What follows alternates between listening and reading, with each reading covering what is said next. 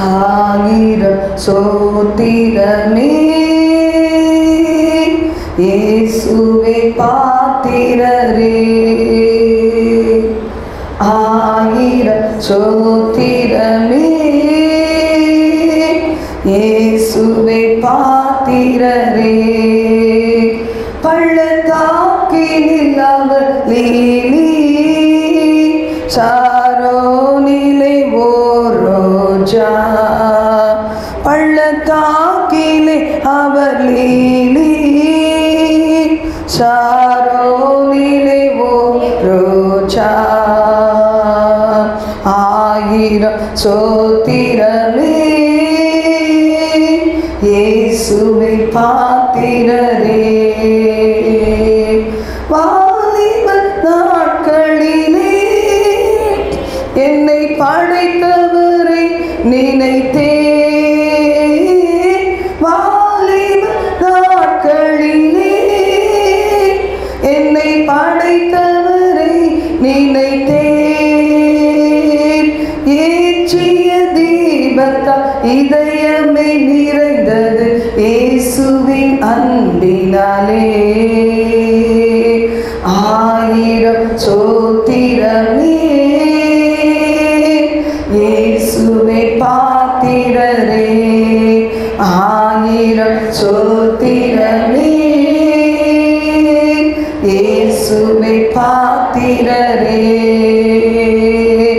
உலகமே மையாவோ நஷ்டமையை நீடுவே.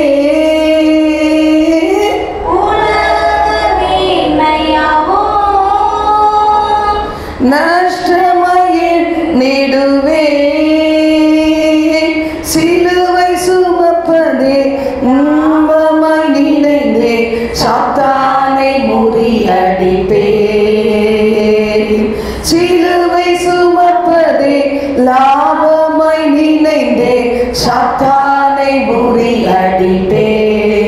ஆயிரம் சோத்திரமே இயேசுவே பாத்திரரே. ஆயிரம் சோத்திரமே இயேசுவே பாத்திரரே. சிற்றின்ப கவர்ச்சிகளை வெறுக்கும் ஓர் இதயம் தந்தீ.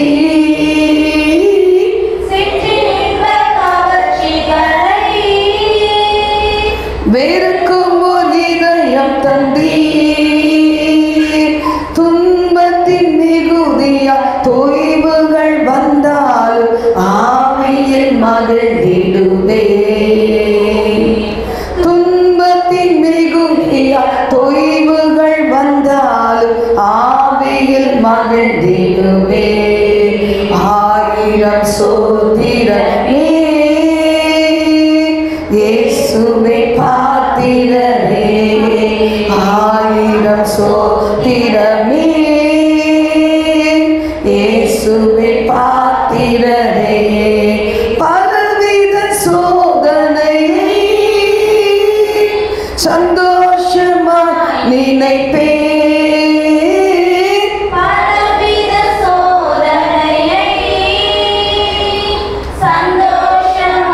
நினைப்பே. எண்ணங்கள் சிறையாக்கி இயேசுவுக்கு கீழ்ப்படுத்தி விசுவாசத்தில் வளர்வே. எண்ணங்கள் சிறையாக்கி இயேசுவுக்கு கீழ்ப்படுத்தி விசுவாசத்தில் வளர்வே. ஆயிரம் சோத்திரமே இயேசுவே பாத்திரரே. ஆயிரம் சோத்திரமே இயேசுவே பாத்திரரே. ஹல்லேலூயா. சின்ன பிள்ளைங்க ஆண்டவரை சோத்திரம் பண்ணணும். படுத்து தூங்கக்கூடாது. படுக்கிற இடம் இல்லை. ஹல்லேலூயா. ரிபன மௌஷியா கரபா ரிமனதியாதுரி கபல பிரகதனா ஓரனாம் துரி கரதியா கரபௌஷியா. ஹல்லேலூயா. பிரசன்னத்தினால் எங்களுடைய சர்ச் முழுவதும் நிரப்பும். காம்பவுண்டின் பகுதிகள் உங்களை பிரசன்னத்தினால் நிரப்புவீராக. அங்காங்கு கிளம்பி வந்து கொண்டிருக்கிற பிள்ளைகள், வீட்டில் அசதியாக இருக்கிற பிள்ளைகள் மேலே கர்த்தருடைய அக்கினிங்கிறது கடந்து சென்று அவர்களை இழுத்து கொண்டு வர ஜெபிக்கிறேன்ப்பா. ஓ ரபா ஹத ரபா நாம ஹத ரபா நா ஓ ஷல்ல ரிகனதா ஹஸ்ஸபோ ரபியா கரபா. இந்த இடம் முழுவதும் உடைய பிரசன்னம் எங்களுக்கு வேண்டும். ஒவ்வொருவரையும் உடைய பிரசன்னம் ஆட்கொள்ள வேண்டும். தாவீதும் ஆண்டவரே சாமுவேலும் இருந்த எல்லைகளுக்குள் பிரவேசிக்க சவுலும் அவரது ஊழியக்காரரும் அந்த பிரசன்னத்தை உணர்ந்து அந்த அபிஷேக நதியினால் ஆண்டவரை இழுத்து எடுக்கப்பட்டு தீர்க்க தரிசனம் சொல்லி மோய்ந்தது போல ஓ ரபா ஹப ரமன தஹசலா கரபா ரிஹஷப ரபல ரிகத ரபா அந்த ரபா ஓ ஷபபரதி அங்கரபா. ராஜாவும் பிரசன்னம் போதுமையா, எப்போதுமே எனக்கு போதுமையா. ராஜாவும் பிரசன்னம் போதுமையா, எப்போதுமே எனக்கு போதுமையா. பிரசன்ன பிரசன்ன தேவ பிரசன்ன ஆஹா பிரசன்ன பிரசன்ன தேவ பிரசன்ன. அதிகாலமே தேடுகிறேன், அதிகாலமே தேடுகிறேன், ஆர்வமுடன் நாடுகிறேன், ஆர்வமுடன் நாடுகிறேன். பிரசன்ன பிரசன்ன தேவ பிரசன்ன ஆஹா ஷமஹது ஹன்சலபா தேவ பிரசன்ன. உலகமெல்லாம் மாயையா, உலகமெல்லாம் மாயையா, உம் அன்பொன்றே போதுமையா, உம் அன்பொன்றே போதுமையா. பிரசன்ன பிரசன்ன தேவ பிரசன்ன ஆஹா பிரசன்ன பிரசன்ன தேவ பிரசன்ன. ராஜாவும் பிரசன்ன போதுமையா, எப்போதுமே எனக்கு வேண்டுமையா. ராஜாவும் பிரசன்ன போதுமையா, எப்போதுமே எனக்கு வேண்டுமையா. இன்னும் உம்மை அறியணுமே,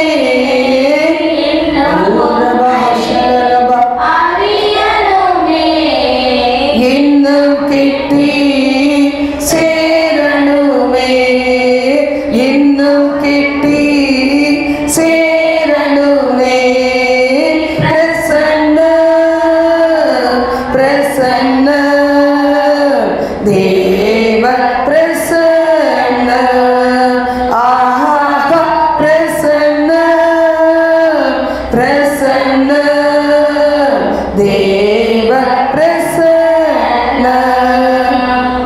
ராஜாவும் பிரசன்னம் சொல்லுவோமா, உங்க பிரசன்னம் எனக்கு வேண்டாம், வேண்டுமையா.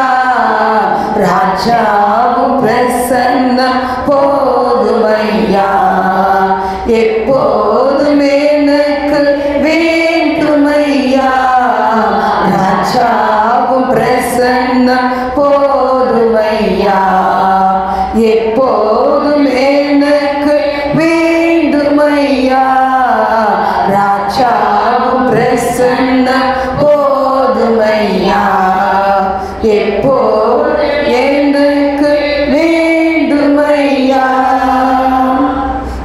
ஆராதனை முடிகிற வரைக்கும் மட்டும் இல்லை, உங்கள் பிரசன்னத்திலேயே நான் எப்பொழுதும் நிறைந்து காணப்படும் ஆண்டவரே. இந்த நாள் முழுவதும் சத்துருவுக்கு முன்னாடி சவாலாக நிற்க பலன் தருவீராக. ஓ ரபா பபன சந்துரபா சபை சவாலா நிற்கணும். 1000 10,000 அம்புகள் ஒரு தனிப்பட்ட நபருக்கு விரோதமாய் இந்த நாட்களில் கிரியை செய்து வருகிற கடைசி கொடிய காலத்தில் ஓ ரகதலமி கம் சுக்தியா துரி கபலபா ரிஹந்துரி ரி கபலபா இன்னைக்கு வந்திருக்கிற நீங்க ஒருவேளை விழித்து எழும்பலனா, ஸ்ட்ரென்த் இல்லைனா, பலன் இல்லைனா சாத்தா இந்த இடத்துக்கு வராது. நம்முடையவர்களை எவ்வளவு சீக்கிரம் ஆட்கொள்ள முடியும், எவ்வளவு சீக்கிரமா அவர்களை வீழ்த்த முடியும். என் ஆண்டவரே, முழு குடும்பத்தோடு உம்மை சேவிக்க, உம்மை நேசிக்க, இந்த ஆழமான ஆண்டவரே ஆவிக்குரிய அனுபவங்களுக்குள் வருவதற்கு நாங்கள் நினைக்கிறோம். ஆண்டவரே, கத்தனை கொடுப்பீங்களா, ஒப்பு கொடுப்பீங்களா? ஆண்டவரை கிட்ட உங்க குடும்பத்தை ஒப்பு கொடுப்பீங்களா? உங்க பிள்ளைகளை ஒப்பு கொடுப்பீங்களா? தூரதேசத்தில் பிள்ளைகள் ஆண்டவரை தனித்தனியாக குடும்பங்களாக நண்பர்களாக குடும்பமாக ஆண்டவரே அவர்கள் அதிகமாக யாரோட ஒரு நாளை செலவழிக்கிறார்களோ அவர்கள் டோட்டலாக அவர்களை ஒரு கட்டாக கட்டிமது கரத்துல ஒப்பு கொடுக்கிறேன். ஆண்டவரே, பரலோகத்திலே சித்தம் செய்யப்படுவது போல பூமியிலே சித்தம் செய்யப்படுவதாக. ஒப்பு கொடுங்க, ஒப்பு கொடுங்க. ஓ ரபா கரபா கரபா ரிமனதியங்கரபா. ஆண்டவர் சீக்கிரம் வர இருக்கிறானே. எங்கள் குடும்பத்தோடுமை ஆராதிக்கணும்ப்பா, எங்கள் குடும்பத்தோடு ஆராதிக்கணும். தனித்தனியாக குடும்பங்களாக ரட்சிப்பின் பேழைக்குள்ளாக வர வேண்டும்.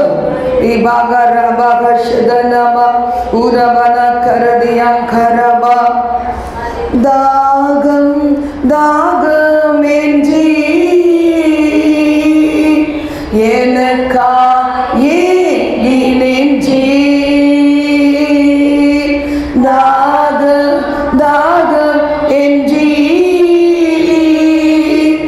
எனக்கா ஏங்கி நெஞ்சி பாவங்கள் சுமந்தி பரிகார பலியானே எங்கள் பாவங்கள் சுமந்தி பரிகார பலியானே அன்பே கல்வாரி அன்பே உம்மை பார்க்கையிலே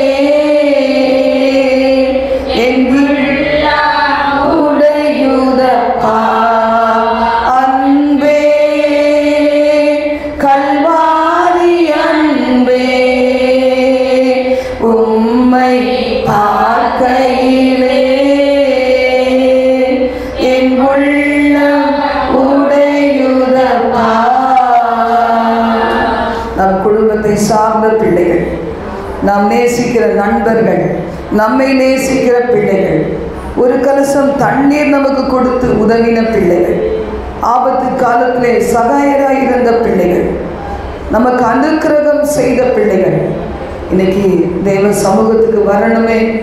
ஒருவேளை இங்கே அருகாமையில் இருந்தால் நான் குடும்பத்தோடு வரணுமே. கேளுங்க, ஆண்டவற்றை கேட்டாதான் அவர் செய்வார்.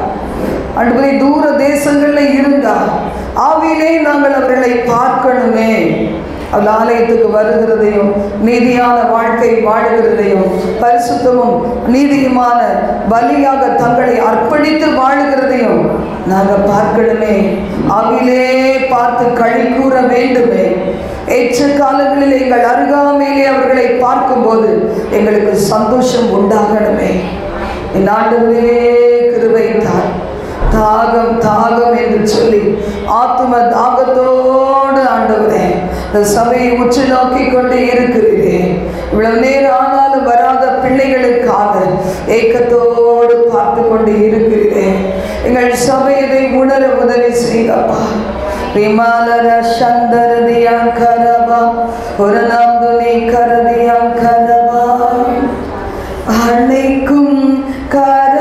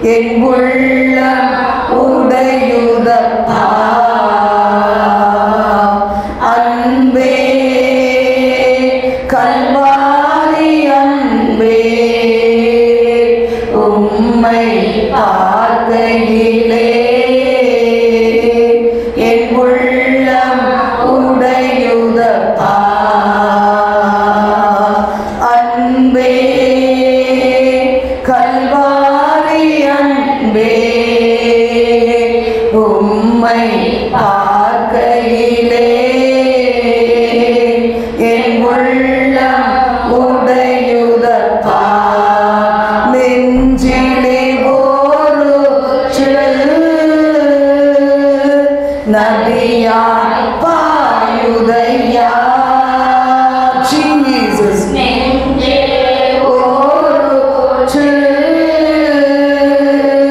நதியாய் பாயுதையா. எல்லா மனிதர்கள் மூழ்கடுமே மறுரூபமாகணுமே. எல்லா மனிதர்கள் மூழ்கடுமே மறுரூபமாகணுமே.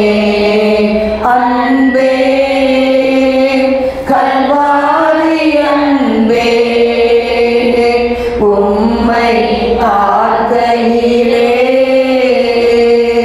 என் உள்ளம் உடையுதப்பா.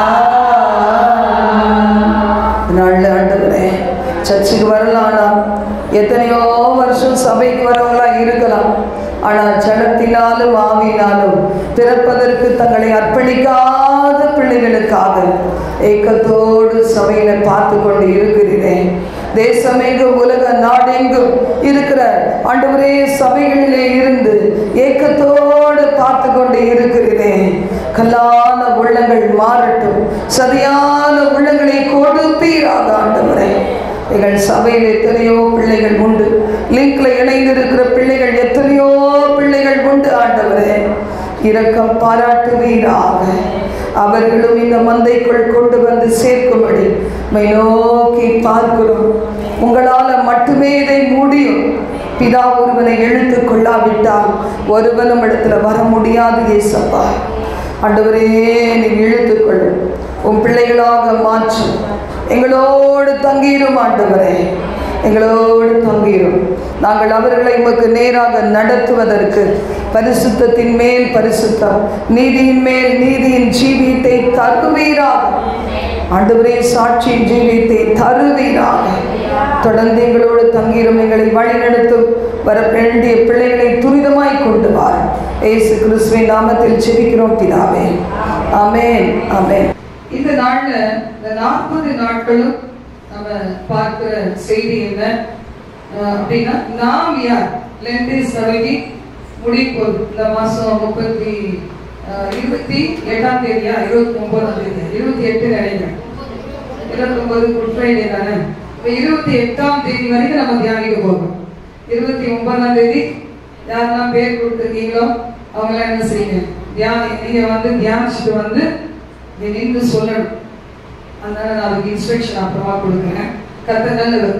இன்னைக்கு நம்ம தியானிக்க போகிற வசனம், தயவுசெய்து கட்டுகள் உள்ளவங்க, பிரச்சனை உள்ளவங்க, இங்க நடக்கிற காலையில 11 மணி முதல் 2 மணி வரைக்கும் நடக்கிற அந்த பிரேயர்ல கலந்துக்கங்க. 10 மணி நாங்க வச்சோம், அப்படி இப்படி 10 ஆச்சு, இப்ப 11 ஆயிடுச்சு. இதுக்கு மேல கிடையாது, 11 மணி தான். அதுக்கு மேல ரொம்ப குறைவான நேரம் தான் தேவ சமூகத்துல நம்ம வருகிறோம். வேலைக்கு போறவங்க லீவ் போட்டு வந்து கலந்து கொள்ளுங்க. கர்த்தரை ஆசீர்வதிப்பார். இன்னைக்கு நாம் பார்க்க போகிற தேவ செய்தி, நாம் யார் அப்படின்னா நன்மை செய்பவர்கள். கிறிஸ்தவர்கள் யாரு? நன்மை செய்பவர்கள்.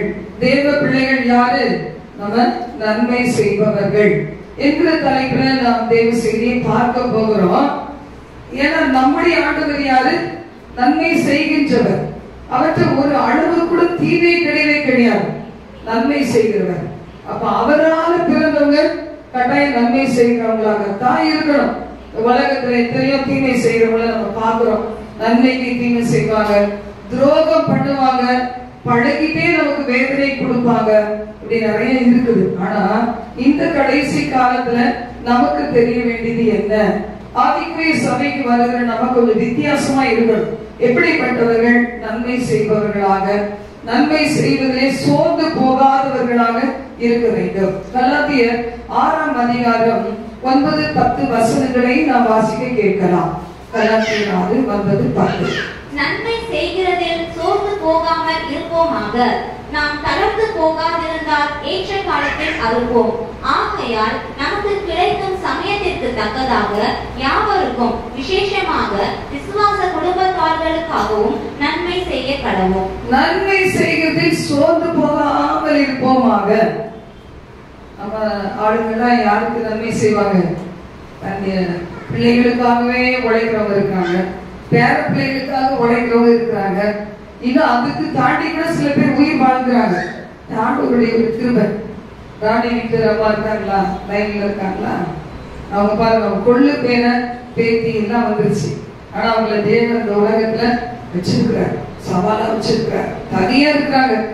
எல்லாரும் இருந்தாலும் தனிமையா அவங்களே வீடு பெருக்கி எல்லாம் செய்து அவ்வளவு செஞ்சுட்டு இருக்காங்க. இன்னைக்கு அவங்க நன்மை செய்யறவங்களா இருக்கிறாங்க. எப்படின்னா ஜெபம் பண்றாங்க, தன்னுடைய குடும்பம் முழுவதுக்காக ஜெபிக்கிறாங்க. அவங்க இன்னும் பூர்ண ரட்சிப்புக்குள்ள வரலதான், ஆனா கண்ணீரோடு அழுது ஜெபம் பண்ணிட்டே இருக்கிறாங்க. இப்ப இந்த உலகத்துல நான் வாழ்கிற காலம் எவ்வளவு தெரியாது. ஆனா உலகத்திற்காக நீ என்ன சம்பாதிச்சாலும் சரி, எதுவுமே நமக்கு என்ன செய்யாது. என் குடும்பம், என் பிள்ளைக்கு, என் பிள்ளைங்க இப்படியே வாழ்கிறத விட்டுட்டு நாம் என்ன செய்ய வேண்டும்? நன்மை செய்ய வேண்டும். யாருக்காக? குடும்பத்துக்கு செய்யறது தப்பு கிடையாது, நல்லதுதான்.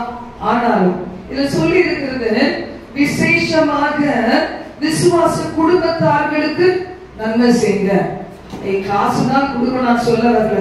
விசுவாச பிள்ளைகள் எத்தனை பேர் உடம்பு சொல்லாம இருக்காங்க. யாருக்காவது அவங்களை போய் பார்க்கணும்ன்ற ஒரு ஆசை இருக்குதா? ஒரு வார்த்தை போன் அடிச்சு கேட்கறீங்களா? அது வரைக்கும் நல்லா பேசினா கூட ஒரு சுகவீனம் பலவீனம் வந்துச்சுன்னா பக்கத்துலயே வரமாட்டாங்க. பாருங்க, வந்தா நம்ம என்னத்துக்கு இவங்களுக்கு என்ன செய்யணும்? இவங்களுக்கு தொல்லையாயிப்பாங்க, இவங்க நமக்கு தொல்லையாயிப்பாங்கன்னு நினைச்சு தள்ளி போற நிறைய பேர் இருக்கிறோம். நீங்க யோசித்து பாருங்க, நம்ம கிட்ட அன்பு இருக்குதா? தேவனுடைய அன்பு இருக்குதா? நம்மளை நேசிக்கிறவங்களை நேசிச்சு, நமக்கு உதவி செய்யறவங்களுக்கு உதவி செய்து, நம்ம ஒண்ணு கொடுத்தா 10 கொடுக்கறவங்க மேல அன்பு வச்சு என்ன பிரயோஜனம்? யோசித்து பாருங்க. கர்த்தருடைய வார்த்தை சொல்லுகிறது, நன்மை செய்கிறதில் சோர்ந்து போகாமல் இருப்போமாக. சில பேர் நன்மை செஞ்சுட்டு பதில் ரிட்டனுக்கு நன்மை வரல, தீமை வந்துச்சுன்னா என்ன செய்வாங்க? நன்மை செய்து ஸ்டாப் பண்ணிடுவாங்க. இனி என்னத்துக்கு நம்ம நன்மை செய்யணும்? நன்மை செஞ்சு இந்த உலகம் நமக்கு என்னத்தை தந்துச்சு? அவர் ரிவார்ட் தான் எதிர்பார்க்கிறோம். எந்தெந்த காரியத்துக்கு உலகம் நமக்கு நன்மைய மறுபடி தரலையோ, திரும்பி ரிவார்ட் தரலையோ, ஆண்டு வார்த்தை சொல்லுது, கடன் வாங்கினா கூட அந்த கடன் கொடுத்தத அவங்க தரலையா, பரவாயில்ல, அதை விட்டுது, அதை விட பல மடங்கு நான் உங்களுக்கு தருவேன். ஏமாத்துறாங்களா? ஏமாத்திட்டு போறாங்க. அவங்களுக்கே கஷ்டம், அவங்களுக்கு மட்டுமா கஷ்டம்? எத்தனை சந்ததிக்கு கஷ்டம்? கர்த்தருடைய வார்த்தை சொல்லுது, திக்கற்ற பிள்ளைகள் விதவைகளுடைய வழக்கை விசாரிக்கிறவர். அவங்களை கண்ணீர் சிந்துனாங்கன்னா நிச்சயம் நல்லா இருக்க முடியாது. அப்ப அவங்களை ஏமாத்தி ஒரு பொருளை பறிக்கிறாங்க, அவங்களுக்கு துரோகம் பண்றாங்க, அவங்களுக்குரிய அபகரிக்கிறாங்க, அவங்களை முன்னுக்கு வர விடாம தடை கற்களை போடுறாங்க, அவங்க குடும்பத்துக்கு கண்டினியூஸா தப்பு பண்ணிக்கிட்டே இருக்காங்கன்னா அது அவங்களுக்கும் அவங்க சந்ததிக்கும் வரக்கூடிய ஒரு சாபம். அதை பத்தி நமக்கு என்ன கவலை? கர்த்தருடைய வார்த்தை சொல்லுகிறது, நன்மை செய், சோர்ந்து போகாதே, ஏற்ற காலத்திலே அதை அறுவடையை காண்பாய். அப்படின்னால இந்த வசனம் பகுதியில இன்னும் அறுவடையை நிறைய காண முடியல, இருந்தாலும் காண்போம் அப்படிங்கிற விசுவாசம் தான். விசுவாசிக்கிறவங்க வெட்கப்பட்டு போறதே கிடையாது. நன்மை செஞ்சிருக்கிறோம் அப்படின்னு சொல்றதுக்கு இல்லை, இன்னும் நிறைய செய்ய வேண்டியிருக்குன்னா நமக்கு தோணுது. கர்த்தருடைய வார்த்தை சொல்லுகிறது, நமக்கு கிடைக்கும் சமயத்திற்கு தக்கதாக. கிறிஸ்துவ கூட எத்தனை பேர் நேரத்தை செலவு பண்றீங்க? ஒரு போன் அடிச்சு பேசுறவங்க கை தூக்குங்க பார்க்கலாம். ஒருத்தரும் கிடையாது. பொதுவா சொல்லுவாங்க 70 இயர்ஸ்க்கு மேல இருக்கிறவங்க அவங்களோட டெய்லி கொஞ்ச நேரம் பேசணுமா. எவ்வளவு காலம் வாழ்வாங்க தெரியுமா? நம்ம காலமே, நான் என் காலம் சொல்லுங்க, உங்க காலம் யோசிச்சு பாருங்க, எவ்வளவு நாள் தெரியுமா? நான் எப்பவுமே ரெடி, தனியா நேரம் போயிருக்கேன். உங்களுக்கு தான் நிறைய பாசம், கொண்ட பாசம், பிணைப்புல தான் இருக்கிறீங்க. யோசிச்சு பாருங்க. இப்போ நம்ம விசாரிக்கணும் மற்றவங்களை. ஒரு போன் அடிச்சு ஊருக்கு பேசுறது, அவங்க விசாரிக்க மாட்டாங்களா, இவங்க விசாரிக்க மாட்டாங்களான்னு நினைக்கிறது. எத்தனை பேர் போனுக்கு ஏங்குறீங்க? நிறைய பேர் எனக்கு தெரியும். யாராவது போன் அடிக்கணும். நான் அப்படிதான் இருந்தேன் ஒரு காலத்துல. யாராவது பேசுறதுக்கு வேணும், யாராவது விசாரிக்க மாட்டாங்களா அப்படி நினைக்கிறது. சில நாட்கள் உட்கார்ந்து அழுவுது. அப்படிதான் இருந்தேன் ஒரு நாள்ல. இப்பெல்லாம் அப்படி கிடையவே. போன் வந்தாலே அலர்ஜியா இருக்கு, சத்தமே பிடிக்க மாட்டேன். கொஞ்ச நேரம் இருந்தா நிம்மதி ரெஸ்ட் எடுத்து இதை விட்டு போன் அட்டன் பண்ண வேண்டியிருக்கேன்னு யோசிக்க வேண்டியது. கர்த்தரின் வார்த்தை சொல்லுகிறது, நம்மால் ஏற்றபடி, நமக்கு ஏற்றபடி, நமக்கு கிடைச்ச சந்தர்ப்பம் என்ன சொல்லுதுன்னா, ஒரு நேரம் விசுவாச குடும்பத்தாருக்கு உதவி செய்யுங்க. நீங்க விசாரிங்க. ஏன்னா உங்க வீட்டுல எல்லாம் சாப்பாடு கொடுத்தா அவ்வளவு பெரிய வயிறாக்கு அவங்க சாப்பிட்டுக்கிறது இல்லையே. எனக்கு மட்டும் கொடுக்காதீங்க, ரொம்ப டயர்டு. எனக்கு முடியலன்னா கொடுத்தா பரவாயில்ல, முடியும் போது கொடுத்தா அவ்வளோ வீண் தான். நான் சாப்பிடுறது இல்லை, ரொம்ப சாப்பிட மாட்டேன். 2 தெசலோனிக்கேயர் 3ஆம் அதிகாரம் 13ஆம் வசனத்தை நான் வாசிக்க கேட்கலாம். இப்படி உதவிக்காரருடைய 2 தெசலோனிக்கேயர் 3:13. சகோதரரே, நீங்கள் நன்மை செய்வதில் சோர்ந்து போகாதிருங்கள். எத்தனை பேர் நன்மை செய்வீங்க? கை தூக்கி காமிங்களா பார்க்கலாம். என்னன்னு இப்ப கேட்க மாட்டேன், அப்புறம் கேட்பேன். 2 பேர் தான் கை தூக்கி இருக்காங்க. ஒண்ணு தேவா, மற்றவங்க எல்லாம் நன்மை செய்யறதே கிடையாதுன்னு நினைக்கிறேன். நன்மை செய்யுங்க. நன்மை செய்வதில் சோர்ந்து போகாமல் இருங்கள். உங்களுக்கு கீழே இருக்கவங்களுக்கு செய்யலாம், இதுதானே. எனக்கு கீழே இருந்தவங்களுக்கு செய்யலாம். என்னை விட நல்லா மேல அந்தஸ்துல இருக்கவங்க அவங்களுக்கு போய் நான் ஏதாவது என்னால முடிஞ்சது செய்தா சொல்லுவாங்க, போது நீயே வச்சு கட்டு வராது அப்படி சொல்லுவாங்க. லூக்கா 6:35-36 வசனங்கள் வாசிக்கும் போது எப்படி நன்மை செய்யலாம், ஏன் நன்மை செய்யறவங்களா நம்ம மாறணும், இல்ல நன்மை செய்யலாம் இருக்கிறோம். வாசிங்க. உங்கள் சத்துருக்களை சிநேகியுங்கள், நன்மை செய்யுங்கள், கைமாறு கருதாமல் கடன் கொடுங்கள், அப்பொழுது உங்கள் பலன் மிகுதியா இருக்கும். உன்னதமானவருக்கு நீங்கள் பிள்ளைகளா இருப்பீர்கள். அவர் நன்றி அறியாதவர்களுக்கும் துரோகிகளுக்கும் நன்மை செய்கிறாரே. ஆகையால் உங்கள் பிதா இரக்கமுள்ளவராய் இருக்கிறது போல நீங்களும் இரக்கமுள்ளவர்களாய் இருங்கள். ஆண்டவர் எப்படி இருக்கிறாரா? எப்படிப்பட்டவரா இருக்கிறாரு?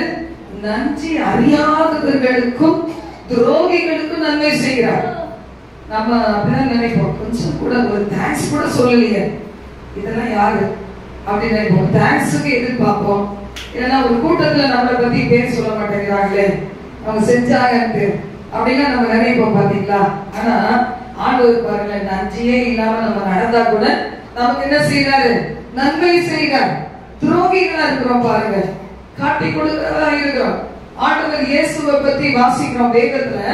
அவர் இந்த உலகத்துக்கு காமிச்சு கொடுக்காம அவரை பல விதத்துல நம்ம நடக்கிற விதங்களால அவரை கெட்டதா காமிக்கிறோம். அந்த உலகத்துல அவர் இறக்கம் இல்லாதவர் போலவும் அவர் பாவியை போலவும் நம்முடைய நடத்தையினால காமிக்கிறோம். கர்த்தரின் வார்த்தை சொல்லுகிறது, உங்கள் சத்துருக்களை சிநேகியுங்கள், நன்மை செய்யுங்கள், கைமாறு கருதாமல் கடன் கொடுங்கள் அப்படின்னு சொல்றாரு. இதுவே ஒரு பிளெஸிங் பாருங்களேன். எனக்கு மட்டும் வேணும், எனக்கு மட்டும் வேணும், எனக்கு மட்டும் வேணும், ஏன் களஞ்சியம் நிரம்பணும், என்ன பெரிய அறை வச்சிருக்கேன் அது ஃபுல்லா நிரம்பணும், பெரிய பாக்ஸ் வாங்கிட்ட நகை பாக்ஸ் உள்ள போட்டு நிரப்பணும் அப்படின்னு நீங்க நினைச்சீங்கன்னா ஒரு பிரயோஜனம் இல்ல. நம்ம கிட்ட கேட்கிறவங்களுக்கு கொடுக்குறோம் பாத்தீங்களா, அதான் பிளெஸிங். சில நேரத்துல இப்ப நான் நிறைய வச்சிருக்கும் போது அந்த எண்ணம் வராது, ஒண்ணுமே இல்லாததுக்கு அந்த எண்ணம் வரும். ஐயோ 500 ரூபாய் கேட்டாங்க, என்கிட்ட இல்லையே, இருந்தாலாவது கொடுத்துருப்பேன், சரி கடவுள் போனா போது ஆசீர்வதிச்சுருவாரு. அப்போ 5 லட்சம் யாராவது 500 ரூபாய் கேட்டேன், என்கிட்ட உண்மையே இல்லவே இல்லை, சரியா எல்லாம் பேங்க்ல இருக்கு. அப்ப நம்மளே மனசுல சமாளிச்சுப்போம், தப்பு இல்லை, கையில இருக்குது, இல்ல வீட்டுல ஒரு பைசா வைக்கிறது இல்லை, எல்லாம் கார்டு தான், அதான் சொல்றது ரொம்ப கரெக்ட் அப்படின்னு நம்ம நினைச்சுப்போம். பாத்தீங்களா, கர்த்தரின் வார்த்தை சொல்லுங்க, கைமாறு கருதாமல் கடன் கொடுங்க, அது ஒரு ஆசீர்வாதம். எத்தனை பேர் அப்படி ஆசீர்வாதம் வேணும்னு நினைக்கிறீங்க? அல்லேலூயா, அல்லேலூயா.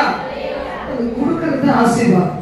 கேட்டாங்களா உங்களுக்கு ஏதாவது ஒண்ணு கொடுக்கறது, அது நம்ம எப்படி கொடுக்கணும்?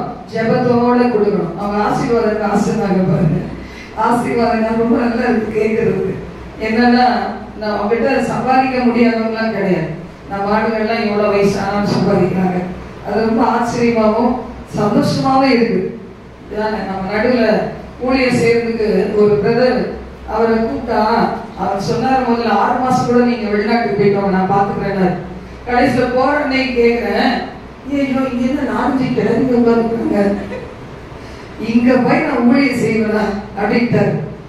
பாருங்க, அதுக்கு கூட வேற மாதிரி ஒரு தேவைப்படுது. ஆண்டவர் ஒன்னொன்னு ஒவ்வொரு ஆத்துமா. 80 வயசுல மேல ஏறி வராங்க அம்மா, அவங்க ஒரு ஆத்துமா. அவங்க இன்னும் ஞானஸ்தானம் எடுக்கல, கொடுக்க போறோம். அது ஒரு ஆத்துமா. மனசுக்கு எப்படி தோணுது? கிழக்கிதான் இருக்கிறாங்க. இது எப்படி இருக்குது பாருங்க. நம்மளாம் ப்ரூவ் பண்றோம் அப்படின்னா என்ன ப்ரூவ் பண்றோம்? என்னை சொன்னவங்க நீங்க சம்பாதிக்கிற லேப்டாப் கூட நாங்களும் சம்பாதிக்கிறோம். என்ன செய்றீங்க? நான் இல்ல, நீங்களாம் ப்ரூவ் பண்றீங்க. ஏன்னா வேலை செய்றீங்க, கைகளால் உழைத்து சாப்பிடுறீங்க. அது எவ்வளவு பெரிய ஆசீர்வாதம் பாத்தீங்களா? உழைக்கக்கூடியவங்க வீட்டுக்குள்ள உட்காந்துருப்பாங்க. நம்ம எல்லாம் பலவீனமா இருந்தாலும் என்ன செய்யணும்? உழைக்கிறோம். நமக்கு ரெஸ்ட் எங்க இருந்தா போதும்? பரலோகத்துல தான் போதும். நான் என்ன நினைக்கிறேன், நீங்க எப்படின்னு தெரியல. ஹல்லேலூயா.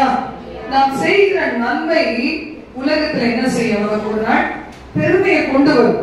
புகழ்ச்சியும் கீர்த்தியுமாய் நான் மாற்றுவேன். தொற்கால் பாத்தீங்களா? செத்து படைச்சா அவ செய்த நன்மை. நானே ஒரு விதவையா இருக்கிறேன், நான் என்னத்தை செய்ய போறேன்னு நினைக்கிறேன்.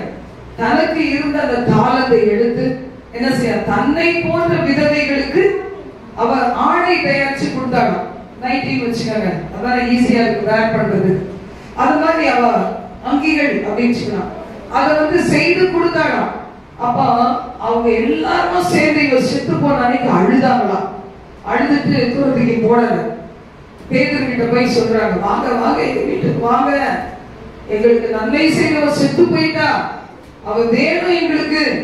அப்ப பாருங்க, ஆண்டவர் அந்த இடத்துல உயிரோடு எழுப்பி கொடுத்தார். இந்த இடத்தை எடுத்துட்டீங்களா? வாசிங்க.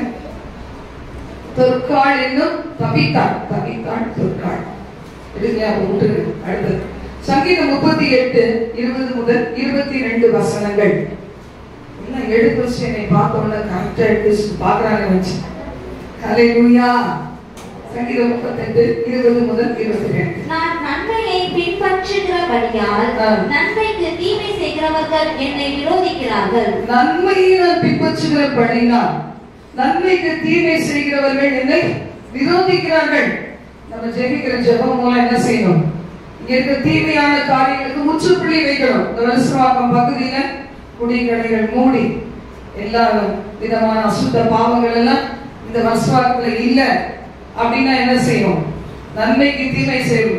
முதல்ல அவங்க கல்லறை நான் பார்ப்பாங்க, இது என்னடா சோப்படி சோப்படி என்ன பண்ணிட்டாங்க, குடிக்கடையெல்லாம் மூடிட்டாங்க. இந்த பக்கத்துல அதெல்லாம் என்ன ஆயிடுச்சு, 24 hours ஹாஸ்பிட்டல் ஆயிடுச்சு. அது என்ன ஆயிடுச்சு, கவுன்சிலிங் கொடுக்குற இடமாயி போச்சு, நல்லவங்க கூடுற இடமாயி போச்சு, சபை வர இடமாயி போச்சு. அப்ப என்ன செய்வாங்க? நன்மைக்கு தீமை செய்யணும். சில பேர் எழுதுவாங்க. யாருக்குதான் பிடிக்கும் பாருங்க, பாவம் செய்யறவங்களுக்கு பாவத்தை விட்டு வெளியே வர முடியுமா? பாவத்தை எப்படி பருகுவாங்களாம்? தண்ணீரை போல பாவத்தை பருகுவார்கள். தண்ணி குடிக்கிறதுக்கு என்ன, அதெல்லாம் கம்மி, இப்பதான் காசு கொடுத்து வாங்குறோம். அப்பெல்லாம் காசு கொடுத்து வாங்கினா அது சாபம் நினைச்சிட்டு இருந்தாங்க. இப்ப நம்ம காசு கொடுத்து வாங்குறோம். அது என்ன நினைக்கிறோம்? கையில காசு இருக்கு, ஆசீர்வாதம் அப்படின்னு நினைக்கிறோம். பாத்தீங்கன்னா ஏன்னா அந்த தண்ணி எவ்வளவு மோசமா இருக்கு, வாங்குறோம். கர்த்தருடைய வார்த்தை சொல்லுது, நான் நன்மையை பின்பற்றுகிறபடிதான் நன்மைக்கு தீமை செய்கிறவர்கள் என்னை விரோதிக்கிறார்கள். ஆனாலும் கர்த்தாவே, 21ஆம் வசனம், கர்த்தாவே என்னை கைவிடாதேயும், என் தேவனே எனக்கு தூரமாய் இராதேயும், என் ரட்சிப்பாகிய ஆண்டவரே எனக்கு சகாயம் செய்ய தீவிரியும். கர்த்தாவே என்னை கைவிடாதேயோ, என் தேவனே எனக்கு தூரமாகாதேயோ, என் ரட்சிப்பாகிய கர்த்தாவே எனக்கு சகாயம் செய்ய தீவிரியும். இப்படி நம்ம கேட்ட ஆண்டவர் இறங்காம இருப்பாரா? நிச்சயம் இரக்கம் செய்வார். ஆண்டவரே இப்படிலாம் என்னுடைய கதைகள் இருக்குது, ஆண்டவரே இறங்கும் தகப்பனை சொல்லும்போது இரக்கம் செய்வார். ஆதியாகமம் 50ஆம் அதிகாரத்துல 15 முதல் 21 வசனங்கள். அதை நம்ம வாசிக்கும் போது பாருங்க, யோசேப்பு என்ன செய்தார்? நன்மை செய்தார். நம்மளுக்கு அந்த வெஞ்சன்ஸ் போகுமான்னு யோசித்து பாருங்க, கசப்பு தன்மை போகுமா அப்படி பாருங்க. இதுல யோசிப்பு எப்படி வித்தியாசமா இருந்தார் வாசிப்போம். தங்கள் தகப்பன் மரணம் அடைந்ததை யோசேப்பின் சகோதரர் கண்டு, ஒருவேளை யோசேப்பு நம்மை பகைத்து நாம் அவனுக்கு செய்த எல்லா பொல்லாங்குக்காகவும் நமக்கு சரிக்கு சரி கட்டுவான் என்று சொல்லி யோசேப்பின் இடத்தில் ஆள் அனுப்பி. சில நேரங்கள்ல நமக்கு துரோகம் பண்றவங்க நம்ம என்ன செய்வாங்க? நம்ம கிட்ட வர பயப்படுவாங்க, ஊழியத்துக்கு வர கூட பயப்படுவாங்க. போனா சிஸ்டர் ஏற்றுவாங்களான்னு தெரியல, ஏன் இவ்வளவு நாள் வரலன்னு கேட்பாங்களோ என்னமோனே வெளியே நிற்கிறவங்க நிறைய பேர் இருக்கிறாங்க. அதே மாதிரி உங்களுக்கு ஒரு நாள் துரோகம் பண்ணியிருப்பாங்க, வேதனை பண்ணியிருப்பாங்க, உங்களுக்கு வர வேண்டிய நன்மைகளை தட்டி பறிச்சிருப்பாங்க, உங்களை உள்ளத்தை உடைச்சிருப்பாங்க. ஆனா ஏதோ தெரியல, அவன் நன்மை செஞ்சிருக்கான், யாரால செஞ்சாலும் தெரியல, ஒருவேளை அவங்க கதை முடிஞ்சு போயிட்டா நமக்கு தீமை செய்திருவானோ அப்படின்னு ஒரு பயப்படுகிற ஒரு காரியம் இருக்கும். அதே மாதிரிதான் யோசேப்புடைய சகோதரர் யோசேப்பை குறிச்சு என்ன செய்யிட்டாங்க, தப்பு அண்டர்ஸ்டாண்ட் பண்ணிக்கிட்டாங்க. அப்பாவுக்காக தான் இந்த யோசேப்பு என்ன செஞ்சிருப்பான், நம்மளெல்லாம் பார்த்திருப்பான், நமக்கு சாப்பாடு கொடுத்திருப்பான், ஷெல்டர் கொடுத்திருப்பான், எல்லாம் செஞ்சிருப்பான். நம்ம அப்பா இறந்து போயிட்டாங்களே, இவன் இந்த யோசேப்பு நம்மள என்ன செய்துவான், பழிக்கு பழி வாங்கிடுவானோ அப்படின்னு நினைச்சு என்ன செய்தாங்களா, சகோதரர்கள் பயந்தார்களா. 16ஆம் வசனம், உம்முடைய சகோதரர் உமக்கு பொல்லாங்கு செய்திருந்தாலும் அவர்கள் செய்த துரோகத்தையும் பாதகத்தையும் நீர் தயவு செய்து மன்னிக்க வேண்டும் என்று உம்முடைய தகப்பனார் மரணம் அடையும் முன்னே உமக்கு சொல்லும்படி கட்டளையிட்டார். இதுல நம்ம பார்க்கும்போது அவங்க சொல்றாங்க, என்ன சொல்றாங்க, உங்களுடைய சகோதரர் உமக்கு பொல்லாங்கு செய்தாலும் துரோகம் செய்தாலும் பாதகம் செய்தாலும் மன்னிச்சிரோன்னு சொல்லி உங்களுடைய தகப்பனா சாகு முன்னாடியே சொல்லிட்டார் அப்படின்னு சொல்லிட்டு 17ஆம் வசனத்தை வாசிக்கலாம். ஆகையால் உம்முடைய தகப்பனுடைய தேவனுக்கு ஊழியக்காரராகிய நாங்கள் செய்த துரோகத்தை மன்னிக்க வேண்டும் என்று அவனுக்கு சொல்ல சொன்னார்கள். அவர் யோசேப்பினுடைய சகோதரர் சொல்லல, யாருக்கிட்டே சொல்லி அனுப்புறாங்க. அதுக்கு முந்தின பகுதி நீங்க படிச்சீங்கன்னா தெரியும் யார் அனுப்புறாங்க அப்படின்னு சொல்லி. நம்ம படிக்க போகிறது எல்லாம் படிச்சோம் 15, அதுக்கு முன்னாடி இருக்கலாம். ஆனா இந்த இடத்துல அவங்களுக்கு நேரா வந்து கூட ஃபேஸ் பண்றதுக்கு என்ன இல்லை, தைரியம் இல்லை. சில நேரம் அப்படிதான் ஆயிடும்ல, ஃபேஸ் பண்றதுக்கு தைரியம் இல்லை. இன்னைக்கு நம்ம சின்ன மிஸ்டேக்லாம் அப்படி பண்ணுவோம். இப்போ 2 நாளைக்கு முன்னாடி ஒரு தப்பு பண்ணேன், கத்துக்கு மன்னிப்பு கேட்டேன். எப்படின்னா எங்களுக்கு வந்து யூசில இருந்து ஒருத்தர் வந்து உள்ள ரூம்ல ஒரு ஃபிக்ஸ் பண்ண வேண்டிய வேலை இருந்துச்சு, கூப்பிட்டுருந்தேன். எங்க வீட்டுல விட்டுட்டு நான் மட்டும் வெளியில நின்றுட்டு இருந்தேன். அதான் நல்லது சேஃப்டி மாதிரி தோணுச்சு, வெளியில் நின்றுட்டு இருந்தேன். முடிஞ்சதுக்கு அப்புறமா போனேன், காசு கொடுத்துட்டேன், எல்லாம் முடிஞ்சு போச்சு. திரும்பி நான் வெளியே வரும்போது எப்பவுமே எங்கேயாவது தேடுவேன், முக்கியமானதுலாம் வாட்சி தேடினா காணவே காணும். அன்னைக்கு பார்த்து என்னை பாவம் செய்ய பண்றதுக்காக அந்த ரூம்ல இருந்த எல்லாத்தையும் தேடுறேன், கிடைக்கவே இல்லை. ஐயோ நம்ம விட்டுட்டு வந்துட்டுமே, எடுத்து போயிட்டு அப்படி ஒரு எண்ணம் வந்துச்சு பாத்தீங்களா. அப்புறம் பார்க்குற அதே இடத்துல இருக்குது. பிசாசு நம்மளை பாவம் செய்ய வைக்கிறதுக்கு எத்தனை ட்ரிக்ஸ் வச்சிருக்காங்க, புரியுதா உங்களுக்கு? நீங்க கூட நிறைய நேரத்துல இருந்தீங்கன்னா எண்ணம் வரலாம், ஆனா உடனே மன்னிப்பு கேட்டுருவோம்ல. நம்ம நான் இப்ப ரொம்ப செய்யறது இல்லை, முதல்ல சந்தேகப்படுவேன், அப்படி இல்லை. ஆனாலும் அந்த அந்த நினைவு எனக்கு ரொம்ப வேதனையை கொடுத்துச்சு.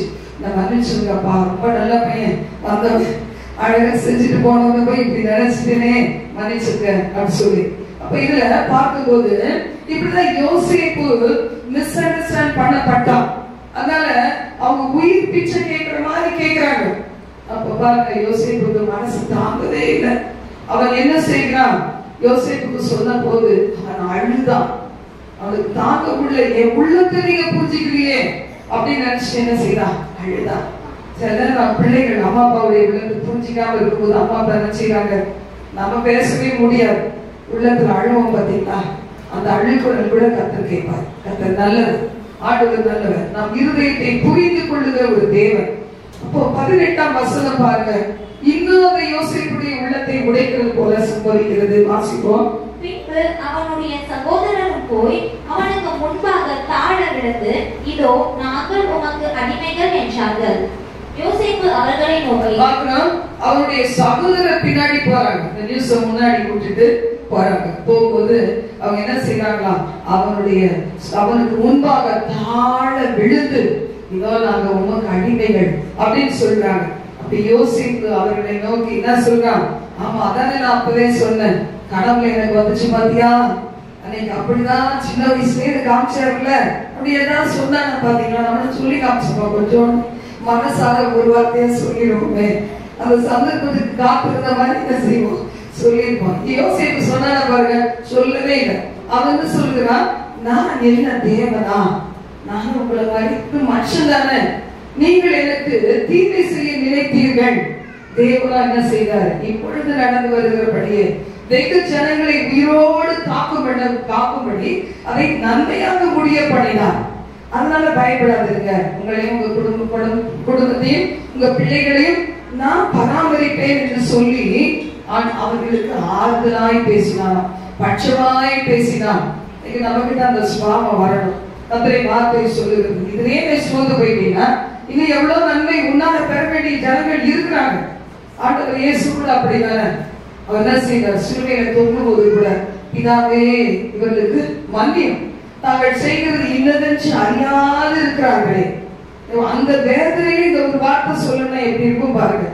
அதுதான் ரொம்ப பழகணும். ரொம்ப நாள் இந்த பாதைகளை பழகி வரும்போது நமக்கு அந்த அனுபவங்கள் நமக்கு அந்த பொறுமையை தரும். 3 யோவான் 1:11 வாசிக்கலாம்.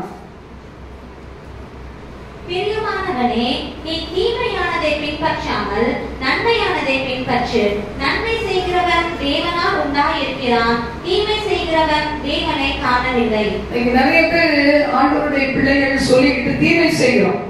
மனசுக்கு தெரியும், ஆவியானவர் சொல்லுவார்.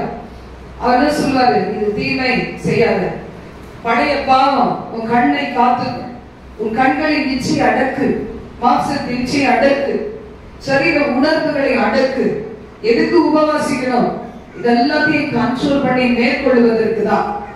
கண்களின் இச்சைகள், உலகத்தின் ஆசை இச்சைகள், மாம்சத்தின் இச்சைகள், ஜீவனத்தின் பெருமைகள் எல்லாம் எங்க இருந்து வருது? பிதாவிடத்திலிருந்து வரல, பிசாசு கிட்ட இருந்து வருது. அப்போ இதுல இருந்து நீ விடுதலை வாங்க அன்று சொல்லுவாரு. ஆனா என்ன செய்யறதுல? காது கேட்காத மாதிரி செய்யறது, கண்ணு போகிற வரைக்கும் செய்யறது, சிக்ஸ் 2 கண்ணு புடுங்குற வரைக்கும் என்ன செய்யலாம்? செஞ்சுட்டே இருந்தான் பாருங்க. 2 கண்ணு போனப்பதான் அறிவே வந்துச்சு, புத்தி வந்துச்சு. இன்னைக்கு நமக்கு அப்படி இருக்கக்கூடாது. கர்த்தருடைய வார்த்தை சொல்லுகிறது, தீமை செய்கிறவன் தேவனை காணவே இல்லை. தேவனை பார்க்கலாம், தீமை செய்யறான், நன்மைக்கு தீமை செய்யறான், துரோகம் பண்ணுகிறான், கிறிஸ்துவ போர்வையில இருந்து கொண்டே பாவத்தை செய்கிறான், துணிகரத்தை செய்கிறான் அப்படின்னு கர்த்தருடைய வார்த்தை சொல்லு. ஆதியாகமம் 41:7 கூட நம்ம வாசிக்கும் போது பாருங்க, நம்ம நன்மை செய்யும் போது உலகமே மறந்தாலும் தேவன் நம்ம மறக்கவே மாட்டார். யோசேப்பை பாத்தீங்களா? அவன் சிறைச்சாலையில நேற்று பார்த்தோம், எரிந்து பிரகாசிக்கிற சுடராய் இருந்தான். ஆனா பான பாத்திரங்க மறந்து போயிட்டான், சுயமாகி செத்து போயிட்டான். ஆனா மறந்து போயிடுச்சு. 2 வருஷம் கழிச்சு பார்ப்பதுக்கு ஒரு சொப்பனம் வரும்போதுதான் இந்த யோசேப்பு நினைவு கூறப்படுகிறான். சில நேரம் நம்ம அன்னைக்கே அங்க இருந்தா கெட்டகுமார் போல அங்க இருந்தா எப்படி இருந்திருக்கோம்? அப்பா வீட்டுல எப்படி இருக்கு? பூர்த்தியான சாப்பாடு, வேலைக்காரங்களுக்கே பூர்த்தியான சாப்பாடுனா எவ்வளவு இடம் மதிச்சு எங்க அப்பா வச்சிருந்தாங்க, திரும்பி போறேன் அப்படின்னு சொன்னது போல சில நேரத்துல நம்ம மறக்கப்படுவோம். கர்த்தர் மறக்கவே வைப்பார். யோபு பாத்தீங்களா? எல்லாரையும் மறக்க வச்சார். சகோதரர் மறந்துட்டாங்க, ரேடி மறந்துட்டாங்க, அப்புறம் வேற யாரெல்லாம் மறந்துட்டாங்க? கடைசி அதிகாரத்துல, யோபு கடைசி அதிகாரத்துல போட்டுருக்கு பாருங்க. எல்லாரும் மறந்தாங்களா? அது ஒரு காலம். எல்லாரும் நினைவு கொண்டாங்களா? அது ஒரு காலம். வரும்போது என்ன செய்யறாங்க? கிஃப்டோட வந்தாங்களா யோபு பார்க்கறதுக்கு. அவன் என்ன செய்யறாங்களா? வெள்ளி காசையும் வாசிங்க, அந்த பகுதி வாசிங்க. அப்பொழுது அவனுடைய எல்லா சகோதரரும் சகோதரிகளும் முடிச்சுவேன், டைம் ஆயிடுச்சு. யோபு 42:11 13ஆம் வசனம் வாசி. 11 அப்பொழுது அவனுடைய எல்லா சகோதரரும் சகோதரிகளும் முன் அவனுக்கு அறிமுகமான அனைவரும் அவனிடத்தில் வந்து அவன் வீட்டிலே அவனோட போஜனம் பண்ணி கர்த்தர் அவன் மேல் வரப்பண்ணின சகல தீங்கு நிமித்தம் அவனுக்காக அங்கலாய்த்து அவனுக்கு ஆறுதல் சொல்லி அவரவர் ஒவ்வொரு தங்க காசையும் அவரவர் ஒவ்வொரு பொன் ஆபரணத்தையும் அவனுக்கு கொடுத்தார்கள். ஒருவேளை இந்த நாள் நீங்களும் நான் மறக்கப்பட்டவங்களா இருக்கலாம். ஒரு நாள் முன்ன வரும். யோபின் பொறுமைக்கு தேவன் செய்த பதில் என்ன நம்ம எல்லாருக்கும் தெரியும். நம்ம நினைப்போம் இந்த நாள்ல அவங்க நினைவுக்கு வரணும்னு. இதை விட பெஸ்ட் டே வச்சிருக்கிற ஆண்டவர். அன்னைக்கு அவங்க என்ன செய்வாங்க? யோபை தேடி வந்தது போல வருவாங்க. ஆனா ஆண்டவர் மறக்கவே இல்லை. யோபு என்னைக்காவது மறந்தாரா? மறக்கவே இல்லை.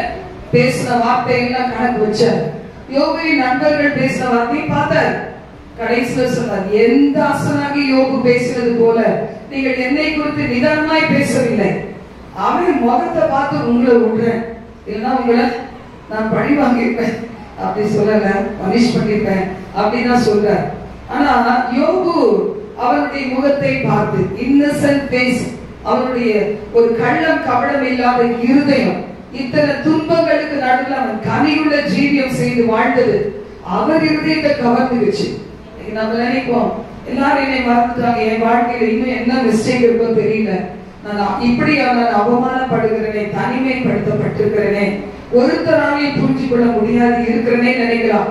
கர்த்தருக்கு முன்னாடி மட்டும் நம்ம உண்மையா இருந்தா நம்மை நிச்சயமா கனப்படுத்தார். யோசிப்பை நினைச்சு பார்த்து யோசிப்பு இப்படி ஒரு வரம் இருந்துச்சு, கூட்டிட்டு வாங்கன்னு சொல்லி கடைசியில் அந்த பார்வோன் ராஜா அவனுக்கு அவனுடைய சொப்பனத்துக்கு பதில் கிடைச்சிருச்சு. உடனே என்ன செய்யறானா, யோசேப்பை தேவன் உயர்த்தினார். நிறைய இருக்குது, பார்க்க நேரம் இல்லை. அப்ப நம்ம எல்லாரும் கனப்படுத்த வேண்டியவர்கள், கனப்படுத்தப்பட வேண்டியவர்கள். 1 சாமுவேல் 2:30 கடைசி பகுதியை நாம் வாசிக்கலாம். என்னை கனம் பண்ணுகிறவர்களை நான் கனம் பண்ணுவேன், என்னை அசட்டை பண்ணுகிறவர்கள் கனவீனப்படுவார்கள். வார்த்தை எத்தனை பேர் காண நீங்க அசட்டை பண்ணாதபடி ஏற்றுக்கொள்கிறீங்களா? உங்க வாழ்க்கையில நிச்சயமாய் தேவன் ஒரு கனத்தை வச்சிருக்கிறார், கீர்த்தியை புகழை வச்சிருக்கிறார். இந்த வார்த்தைகளுக்கு நாம் கீழ்ப்படிவோம். கர்த்தர் நம்மை ஆசீர்வதிப்பார். எழுந்து நின்று ஜெபிக்கலாம். எங்கள் பரலோக தேவனே, உமக்கு நாங்கள் நன்றி செலுத்துகிறோம்ப்பா. ஓரமனதியா கரதியா துரிக்கா பலபனா கோஷன ரிகனதியா துரிக்கா பல பிரகதனா. எல்லா நாட்டோரோட பேசுகிறேன். ஒருவேளை இந்த நாள்ல ஒருவேளை நீங்க நன்மை செய்து சோர்ந்து போயிருக்கலாம், நன்மையே செய்யாதவங்களா ஒருவேளை இதுவரைக்கும் கடின உள்ளமா இருந்திருக்கலாம், இறக்க இல்லாதவங்களா இருந்திருக்கலாம். மன்னிப்பு கேட்டுருவோமா? விபாலனதா சுகரா உ சப்தமே நெஹனோதியா கரா ஓ ஹனதியா கரா. ஆண்டவரே மன்னிப்பு கேளுங்களேன். ஆண்டவரே, இவ்வளவு நாள் நான் தப்பு செஞ்சுட்டேன்ப்பா, தீமையே செஞ்சு பழகிட்டேன், என்னை மன்னிக்க ஆண்டவரே. விபாலன சந்தரது ஹத்தந்தரா உதனி கரம்பரதியா கர பௌஷியா கரபலா. ஆண்டவரே சொல்லுவோமா? கர்த்தாவே உமக்கு நன்றி அப்பா. ஆண்டவரே, நான் நன்மை செஞ்சு உலகத்துல சோர்ந்து போயிருக்கிறேன். ஆண்டவரே, உங்க வார்த்தை சொல்லுது, நீ தேவனை அறிந்திருந்தா நன்மை தான் செய்யணும். யாருக்கு நன்மை செய்யணும்? விசுவாச குடும்பத்தாருக்கு நன்மை செய். ஏற்ற சமயத்துல உனக்கு உன் பக்கத்துல இருக்கிறவங்கள உன்னை பார்க்க வைப்பேன். அப்பா அவங்க தேவையில் இருப்பாங்க, நன்மை செய். சின்ன பிள்ளைங்க சின்ன வயசுல நன்மை செய்ய பழகணும், தேவனை கனம் பண்ண பழகணும், தேவனுக்கு மரியாதை செலுத்த பழகணும். ஒரு ராதாம் தலாமியாம் கராபா உஷல ரிகனதரா ஹசலி தெரிகராபா. சின்ன சாமுவேல் ஒரு பெரிய தீர்க்கதரிசியாக காரணம் என்ன? தேவனை கனம் பண்ணினா, பெரியவங்களை கனம் பண்ணினா, ஊழியர்களை கனம் பண்ணினா. அப்படி சின்ன பிள்ளைகளுக்கு அந்த ஸ்வாவங்கள் தாய் தகப்பன் சொல்லி கொடுக்கணும். நம்ம தான் சொல்லி கொடுக்கணும். நம்ம பிள்ளைகளுக்கு ஆலயத்துக்கு வரத்துக்கு சொல்லி வளர்க்கணும். விமாதபா சந்தராபா விஹதனாபி கரம்தனாபியா கராபா உஷல ரிகனாதியா துரிகபலபனா. ஆண்டவரே உமக்கு ஸ்தோத்திரப்பா. நீங்க கொடுத்த சத்தியத்திற்கு நாங்கள் கீழ்ப்படிய ஒப்பு கொடுக்கிறோம். பிறருக்கு கடன் கொடுக்கத்தக்க ஆசீர்வாதங்கள் வேறொரு கரம் உயர்த்தினவர்கள் அப்படியே ஆசீர்வதிக்கப்படுவார்களாக நான் வாஞ்சிக்கிறேன். ஆண்டவரே, இன்னும் நிறைய கொடுக்கணும்னு வாஞ்சிக்கிறேன்ப்பா. தேவையுள்ளவர்களுக்கு கொடுக்க வாஞ்சிக்கிறேன். ஆண்டவரே தகப்பனே, தேவை நிறைந்தவர்களுக்கு உங்களுடைய சித்தப்படி கொடுக்கணும்னு யாருக்கு கொடுக்க விரும்புறீங்களோ கொடுக்கணும்ப்பா. கொஞ்சத்தை நாங்க ஜெபம் பண்ணி ஆசீர்வதிச்சு கொடுத்தா கூட அவங்க மறுபடியும் கிட்ட கடனாக வரமாட்டாங்க, வாழ்ந்து சுகித்திருப்பாங்க. அப்படி எங்களை ஆசீர்வாதத்தின் ஊற்றுகளாக மாற்றுங்கப்பா. ஒவ்வொருத்தரையும் அணைத்து கொள்ள, மேலானவைகளை யோசிக்க, மேலானவைகளிலே எங்களை பழக்க வைத்துக் கொள்ள கிருபையை தார். ஒவ்வொருவருடைய களஞ்சியங்கள் பரிபூர்ணமாய் நிரம்புவதாக ஆசீர்வதிப்பீராக. யோசேப்புக்கு கொடுத்த நல்ல உள்ளத்தை எங்களுக்கும் கொடுத்தருளும். ஆண்டவரே, எல்லாவற்றுக்கும் மேலா நீர் ஒருவரை பரிபூரணர். உமது சுவாமத்தினால் எங்களை அலங்கரித்து ஆசீர்வதியும் பயன்படுத்தும். எல்லா துதி கனம் மகிமை எல்லாம் கர்த்தர் ஒருவருக்கே செலுத்துகிறோம். இயேசுவின் நாமத்தில் ஜெபிக்கிறோம் பிதாவே. ஆமென். ஆமென்.